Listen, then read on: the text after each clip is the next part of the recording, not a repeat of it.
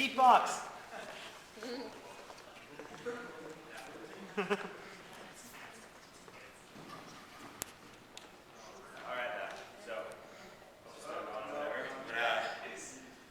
My name is Carly, and I will be performing Party in the USA. Excuse me. So up in the hills of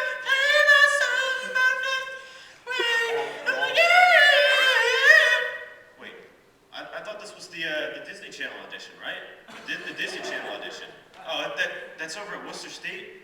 Oh, my bad, guys. Sorry. Anyways. Right up here. Anyway, my name's Frick, obviously. I'm not very good at stand-up.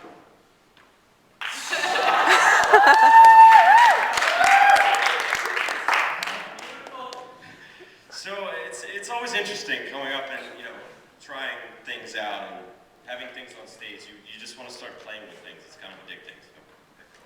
Anyways, different objects make you feel different things, obviously. And when I saw this mic, I'm looking into it, I'm thinking, I feel more like FDR. I should be like sitting down here in the fireside chat. And nation, the only thing we have to fear is fear itself and Hitler. It's interesting how objects make you feel different ways, and the microphone with that, and then if you're ever wearing a top hat, you instantly feel like Abraham Lincoln. You're just like,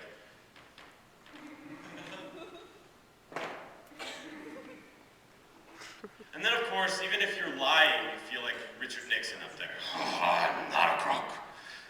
I'm not a crook. You found my tapes. I'm still not a crook.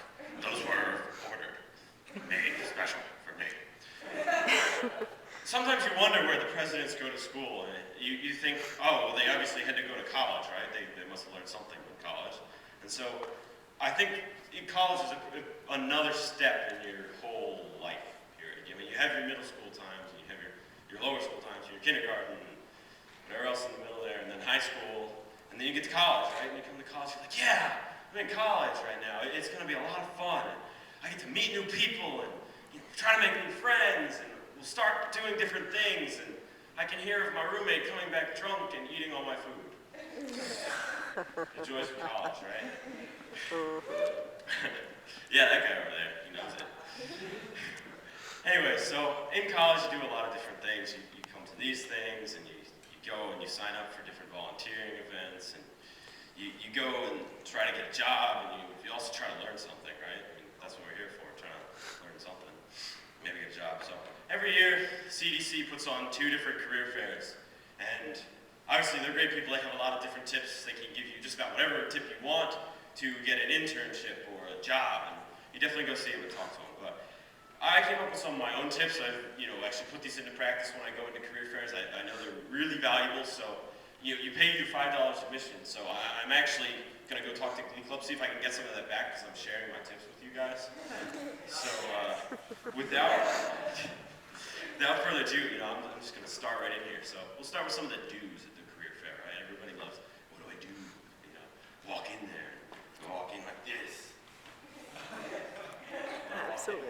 More refined. Like, yes. So anyway, some of the things you want to do at a career fair. Obviously, you want to hand out resumes or whatever. You want to go to different booths. But you don't want to stand up along the track with a pair of binoculars, looking, seeing what career booth is open. Like, oh, over there. I see you, Silicon Labs. I'm coming for you. We've got to open it. It's kind of weird, right? You don't want to stand up there. Plus, you might get knocked over by a jogger. And unfortunately, it's not going to be Anne Hathaway. Took a second there, but they got it. Anyways. So another one of the do's is when you're going up to these career fair booths, they have all this different merchandise out there, depending on what type of company they are, obviously. So you've got Vistaprint with lots of papers, and you've got Silicon Labs with different boards, and you've got Smith & Wesson with guns on their table. And you have all these prototypes or whatever, and they're trying to get people interested in it. It's really nice. But whatever you do, you go up there and do look interested. Like, try to act like you're interested, even if you're going up to Target or JCPenney. One time I went up to JCPenney at a robotics competition, actually, and I asked them, "Oh, JCPenney, you guys are here. Do you do anything engineering?" And they're like, "No." I was like, "Awesome. So why are you guys here?" They're like, people. And I'm like, awesome, you're one of us, people. That's good. Anyways, let's go back to the career fair here. So, obviously you do a lot of that stuff, and you want to hand out a lot of resumes. So what happens if you run out of resumes, right? You're walking around, and then all of a sudden you look in your folder, and you're like, oh, Lord, oh, man, oh, this is bad, this is real bad. So, a solution around that is, if you just carry your own printer with you, like on your front, if you just put it in your backpack and just sort of walked around with it, you're just couple more resumes out there, you're good to go. Anyway, so that was another do. And then we try to go to career fairs to get a job, right? But I think the real reason we go to career fairs is to get free stuff. Yes. Exactly. No one really wants to get a job because that means you have to work. But if you can get a stress ball and you can sit there all day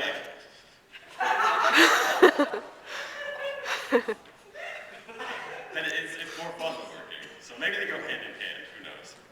But you want to get a lot of free stuff. So maybe you consider hiring a pack mule for the job, so you can get your own pack mule and take it through the career fair. You might also want to hire an attendant for that, just to clean up after it. So anyways, so I covered a couple do's for the career fair. Now let's cover a couple don'ts. Everybody's like, oh, what do I don't have to do? So first thing you do, I talked about all those products that were laying out on the table, the guns and the papers and the t-shirts and whatever other freebies and koozies and bruises and stuff you want. But anyways, if you walk up to the table and there's something really cool, whatever you do, I'm begging you, I'm pleading you, don't drool on the stuff. It looks good, but don't. It'll look bad. And when I was talking about free stuff, I was saying take all the free stuff you want, except screen cleaners. Take only one. Only one. I don't care if you've got a tablet, desktop, notebook, you've got a smartphone, you've got a DS, you've got a 3DS, you've got, I don't know what else, other products. Anyways, don't take more than one screen cleaner, especially at an electronics company, because you're going to look like you have static cling, which is a very bad thing for electronics manufacturers.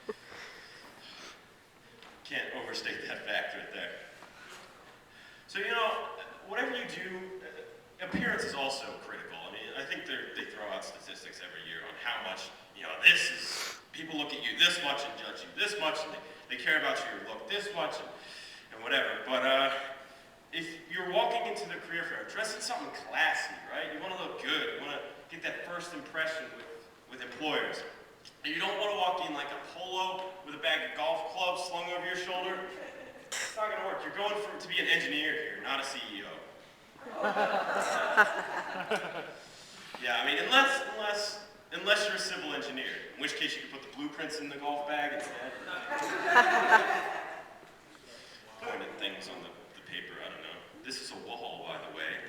It's like this wide, and you put drywall in it. Anyways. Good times. Yeah, that's another thing, appearance. James Bond is always looking classy, right? He's always got a suit on, something like that. I've got this nice tuxedo on, but I'm also wearing sneakers, right? So, I'm a firm believer in sneakers with tuxedos, because if you're wearing a tuxedo and you have those dress shoes on, and then someone says, oh, you've got to be across campus in 1 minute, then you're all set. You got your marathon on, and you just go for it with your sneakers on. If you have those dress shoes on, you try that and you break your toes in like 3 steps. It's ridiculous how